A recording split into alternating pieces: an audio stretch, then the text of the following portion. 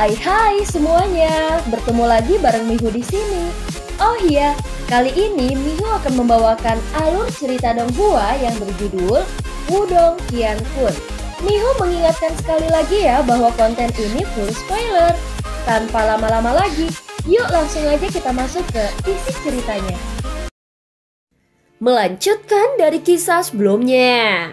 Karena masih ada 10 hari sampai pembukaan harta karun kuno misterius, Lindong dan yang lainnya tidak terlalu terburu-buru seperti sebelumnya. Selanjutnya dia ingin memberi Little Flame waktu untuk menyesuaikan diri dengan tubuh barunya, sehingga kecepatan mereka melambat secara signifikan. Secara keseluruhan, mereka menghabiskan 3 hingga 4 hari di jalan sebelum akhirnya tiba di area paling ramai di tanah kuno. Itu adalah istana kuno. Meskipun disebut istana, yang berdiri di sana adalah kota yang besar dan luas. Dikatakan bahwa di masa lalu, ini adalah markas sekte super, jadi skala kota ini benar-benar menakjubkan. Selanjutnya ini adalah tempat untuk membuka harta karun kuno misterius. Karena itu, hampir setiap kerajaan yang layak di wilayah barat laut telah bergegas ke sini. Dengan demikian, suasana di kota tidak bisa digambarkan dengan kata-kata belaka. Lindong dan rombongannya mendarat di puncak gunung di luar istana kuno. Ketika mereka mengangkat kepala dan melihat segerombolan sosok melintas di langit, bahkan dengan kekuatan mental mereka tanpa sadar menghirup udara dingin. Apakah istana kuno menarik hampir 60 hingga 70% dari seluruh populasi di wilayah barat laut? Daya pikat harta karun kuno misterius benar-benar mengerikan. Ada begitu banyak kerajaan, ucap Lindong terkejut saat dia menatap pemandangan ini. Kota ini sangat besar, namun tetap memberikan nuansa sesak dengan orang-orang. Dan ada banyak kehadiran bahkan di pinggiran kota ditambah hutan di sekitarnya. Terbukti jumlah orang di sini sudah jauh melebihi kapasitas kota. Pada saat ini tubuh Little Flame berdiri di belakang Lindong seperti menara logam hitam. Kilatan naluriah yang waspada dan menakutkan melintas di mata hitam pekatnya saat mereka mengamati kerumunan yang lewat. Meskipun dia telah meninggalkan bentuk binatangnya, kebiasaan yang dia miliki sejak lahir ternyata tidak akan terhapus dengan mudah. Ayo pergi Little Flame, saatnya memasuki kota, ucap Lindong tersenyum. Sebelum dia segera melompat dari tebing gunung dan menuju istana kuno yang besar.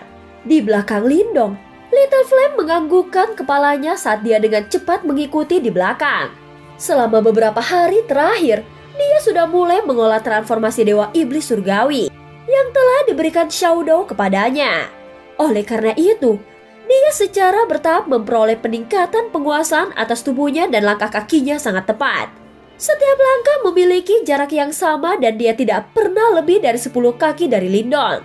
Dalam radius ini, dia memiliki keyakinan mutlak bahwa dia bisa menangani situasi apapun yang muncul. Bahkan jika mereka bertemu dengan praktisi panggung Wan Yuan Nirvana, tidak ada salahnya akan menimpa Lindong di bawah pengawasannya. Istana kuno sangat besar dan memiliki total 8 pintu. Namun masih ada banyak orang yang membanjiri. Saat dia melihat antrean yang panjang, Lindong secara alami tidak ingin membuat marah orang banyak. Oleh karena itu Little Flame dan dia hanya bisa diam-diam mengikuti di belakang. Dalam beberapa hari, kita akan dapat membuka harta karun kuno. Aku pernah mendengar bahwa harta karun kuno ini benar-benar luar biasa dan sebenarnya ditinggalkan oleh sekte super. Jika kita bisa mendapatkan sedikit sesuatu darinya, kita pasti bisa menonjol di medan perang kuno. Oh, tolong, apakah menurutmu ini akan semudah itu? Lihatlah jumlah orang yang tertarik dengan harta karun purba ini. Bahkan ada kerajaan peringkat tingkat tinggi yang tak terhitung jumlahnya di sini juga. Jika kau tidak mampu, jangan bermimpi tentang harta itu. Lebih jauh lagi, jangan berpikir bahwa ini semua adalah pesaing yang akan kau hadapi.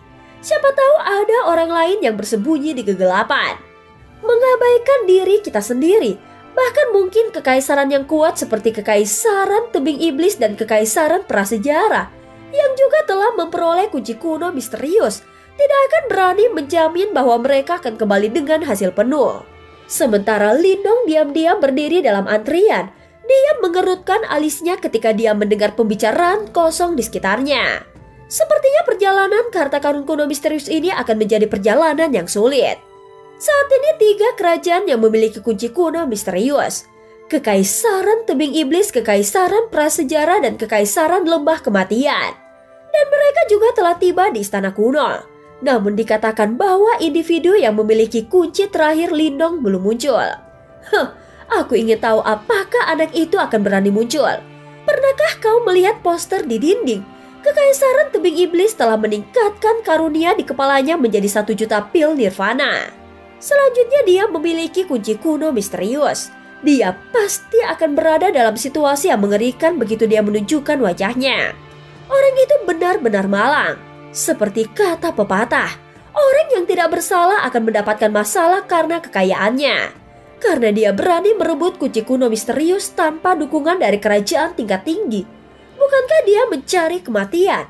Lindong yang dengan santai menguping percakapan tiba-tiba tercengang. Jelas dia tidak pernah membayangkan bahwa topik itu akan beralih kepadanya.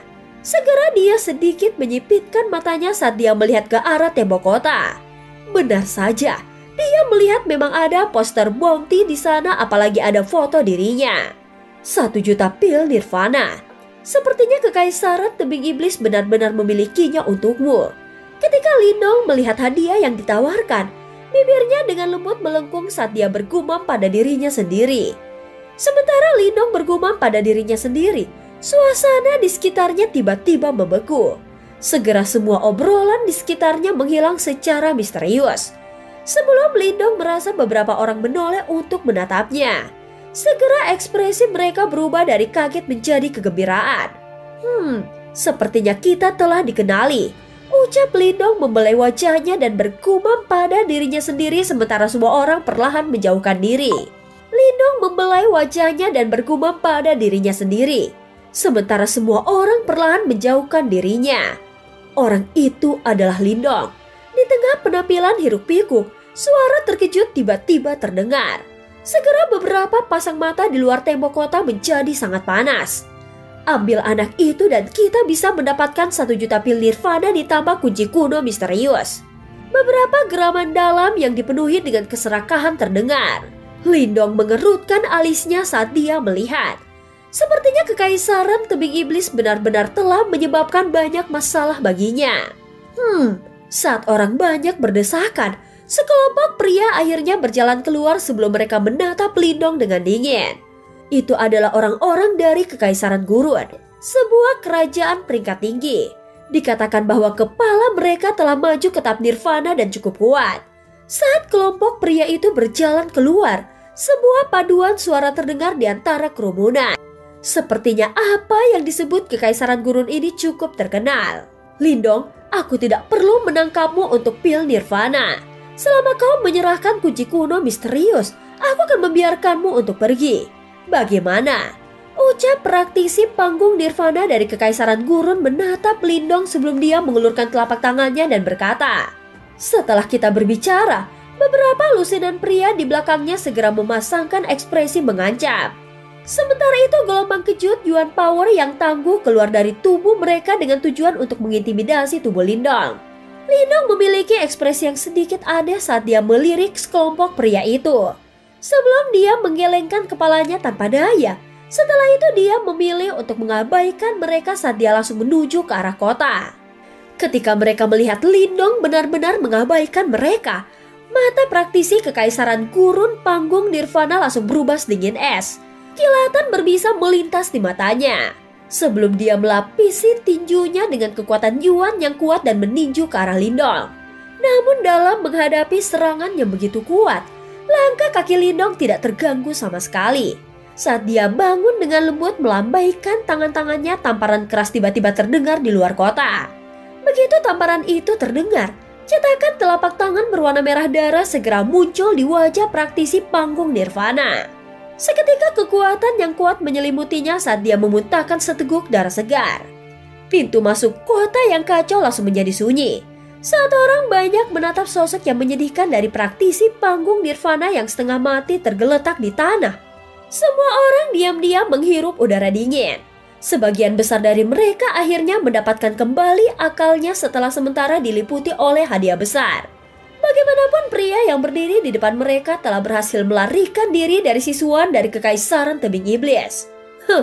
Jika kau ingin kunci kuno misterius milikku, seseorang sekalibernya sebenarnya tidak melangkah. Saat tidak ada berbelas kasih lain kali, Lindong bahkan tidak melirik praktisi panggung nirvana yang telah dia pukul. Saat dia melirik sekelilingnya dan memperingatkan. Ketika mereka mendengar kata-kata ini, hati beberapa orang bergidik dan tidak ada dari mereka yang berani berbicara. Tentu saja istana kuno telah menarik banyak orang dan ada beberapa praktisi kuat yang bergabung.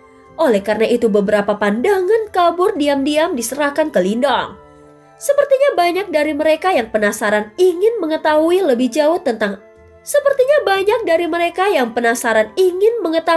jauh tentang pria yang belakang ini menjadi pusat perhatian. Lindong secara alami mendeteksi tatapan kuat namun tidak jelas itu. Seketika matanya terpejam. Di belakangnya, Little Flame yang belum bergerak tiba-tiba maju selangkah. Seketika gelombang kejut aneh memanjang dari kakinya. Setelah itu beberapa suara mengerang tiba-tiba terdengar dan tatapan agak terkejut dilemparkan ke Little Flame yang berdiri di belakang Xiaoyan. Ayo pergi. Aku telah merasakan lokasi dari 3 kunci kuno misterius lainnya dan mereka seharusnya juga mendeteksiku. Kekaisaran tebing iblis seharusnya ada di sana juga. Baiklah, kalau begitu aku ingin tahu apa yang bisa mereka lakukan padaku. Ucap Lindong dengan santai melirik tempat tersembunyi di sekitarnya. Tanpa basa-basi lagi, dia mengangkat kepalanya dan menuju ke wilayah dalam istana kuno. Di sana dia bisa mendeteksi keberadaan 3 kunci kuno misterius.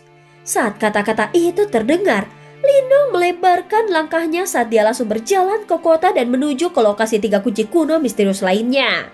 Kali ini dia akan langsung menghadapi kekaisaran tebing iblis. Kota yang dikenal sebagai istana kuno sangat besar dan megah. Faktanya saat Lindong berjalan ke arahnya, perasaan keagungan dari kota meningkat hingga batasnya. Setelah berjalan ke kota, Lindong dan Little Flame berhenti, sebaliknya mereka langsung menjadi pusat perhatian. Di pusat kota terdapat istana yang sangat megah dan merupakan bangunan paling menonjol di kota. Jika seseorang sendiri di atasnya, seseorang akan dapat melihat ke seluruh kota. Namun berbeda dengan koin-koin ini. Pusat kotak ini tampaknya cukup tenang. Tentu saja tempat unik ini dilarang bagi kebanyakan orang dari kerajaan biasa. Dan hanya praktisi panggung nirvana dari kerajaan tingkat tinggi yang memiliki kualifikasi untuk memasukinya. Sementara orang lain hanya bisa menatap penuh kerinduan dari jauh. Mungkin karena itu agak terkait dengan kunci kuno misterius. Di tengah istana besar, Lindong samar-samar bisa merasakan 3 getaran samar. Terbukti mereka adalah 3 faksi lain yang telah memperoleh kunci kuno misterius. Kekaisaran Lembah Kematian, Kekaisaran Prasejarah, dan Kekaisaran Tebing Iblis. Tentu saja hubungan ini berjalan 2 arah. Mengingat kemampuannya, para pemimpin dari 3 kerajaan ini, ketika dia merasakan mereka seharusnya juga mendeteksi kunci kuno misterius yang dimilikinya. Pada saat ini di dalam istana, ada aula emas besar. Interior aula besar sangat luas dan tampak seperti stadion. Saat ini ada beberapa kehadiran di dalam aula besar. Dan aura mereka semua agak luar biasa. Jelas mereka bukan individu biasa. Orang-orang yang bisa duduk di aula besar ini adalah praktisi terkenal atau mereka yang berasal dari kerajaan terkemuka di wilayah barat daya Medan Perang Kuno. Oleh karena itu bisa mendapatkan tempat di aula besar ini adalah tanda ketekunan. Di sisi aula besar, 3 sosok duduk samar-samar, gelombang kejut yang sangat luas keluar dari tubuh mereka. Yang duduk di sebelah kiri adalah seorang pria kekar besar yang memiliki tato di sekujur bagian atas tubuhnya. Dan samar-samar aura liar muncul darinya. Saat dia diam-diam duduk di kursinya, dia tampak persis seperti binatang iblis dan tidak ada yang berani meremehkannya. Di sebelah kanan adalah seorang wanita mengenakan gaun ungu gelap. Dan sosoknya yang ramping membuatnya menjadi pemandangan yang indah di aula besar ini. Di antara mereka ada seorang pria yang cukup tampan berpakaian hitam. Dia memasang senyuman yang cukup ramah di wajahnya. Namun kilatan dingin yang sesekali lagi melintas di matanya membuat orang mengerti bahwa pria itu bukan orang suci. Di belakang pria berbaju hitam itu ada sosok yang cukup familiar. Berhiaskan putih, dia memang siswan. yang sebelumnya bertarung dengan Lindong. Jelas bahwa yang pertama secara alami adalah pemimpin sejati Kekaisaran Tebing Iblis dari Sikun. Sepertinya pemilik keempat dari kunci kuno misterius akhirnya muncul. Di aula besar, Sikun tiba-tiba mengangkat kepalanya saat melihat rama di wajahnya semakin lebar. Sementara suaranya terdengar di aula besar. Aula besar tiba-tiba menjadi jauh lebih tenang. Namun banyak orang memiliki ekspresi geli di mata mereka. Orang-orang yang bisa duduk di sini bukanlah penurut dan mereka secara alami tidak takut pada Kekaisaran Tebing Iblis tidak seperti kerajaan lainnya. Hanya ada 4 kunci kuno misterius dan tidak ada yang tahu apakah kunci ini memiliki sifat lain selain membuka harta karun kuno misterius. Meskipun demikian, jika seseorang memiliki kunci kuno misterius, bobot kata-kata mereka secara alami akan bertambah. Oleh karena itu semua orang yang hadir di sini menginginkan kunci kuno misterius. Hanya ada 4 kunci kuno misterius dan tidak ada yang tahu apakah kunci ini memiliki sifat lain selain membuka harta karun kuno misterius. Meskipun demikian, jika seseorang memiliki kunci kuno misterius, bobot kata-kata mereka secara alami akan bertambah. Oleh karena itu semua orang yang hadir di sini mengingatkan kunci kuno misterius. Tentu saja keempat kunci kuno misterius saat ini memiliki pemilik dan tidak akan mudah untuk merebut kunci dari 3 kerajaan peringkat tertinggi. Biayanya juga terlalu besar. Oleh karena itu pemilik kunci kuno misterius terakhir Lindong secara alami menjadi target utama mereka. Namun semua orang di sini tahu bahwa Lindong telah berhasil melarikan diri tanpa cedera dari siswan. Oh, hahaha. Aku ingin tahu apakah Lindong benar-benar memiliki 3 kepala dan 6 anggota badannya untuk benar-benar mampu merebut kunci kuno misterius dari Kekaisaran Tebing Iblismu. Pria kekar telanjang yang duduk di samping Sikun dengan rasa ingin tahu menatap keluar dari aula besar sementara tawanya menggelegar seperti guntur.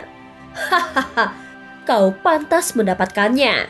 Ketika 2 Kekaisaran Tebing Iblis mengetahui tentang kunci kuno misterius, dia tidak mengaktifkan pesta besar karena takut kami akan ikut campur dan malah mengirim sekelompok kecil gorengan. Pada akhirnya kau membiarkan Lindong mengambil tindakan. Keuntungan ini sangat luar biasa. Ungu tua berkata dengan santai. Kekaisaran prasejarah dan Kekaisaran Lembah Kematian tidak kalah dengan Kekaisaran Tebing Iblis. Karena itu mereka berani berbicara tanpa menahan diri. Anak itu hanya beruntung sekali-kali. Jika dia tidak mengandalkan kunci kuno misterius, aku akan langsung menangkapnya. Di samping Sikun berkata dengan ekspresi dingin di wajahnya. Dan cerita pun berakhir. Terima kasih udah dengerin Mihu dari awal sampai akhir ya. Sampai jumpa.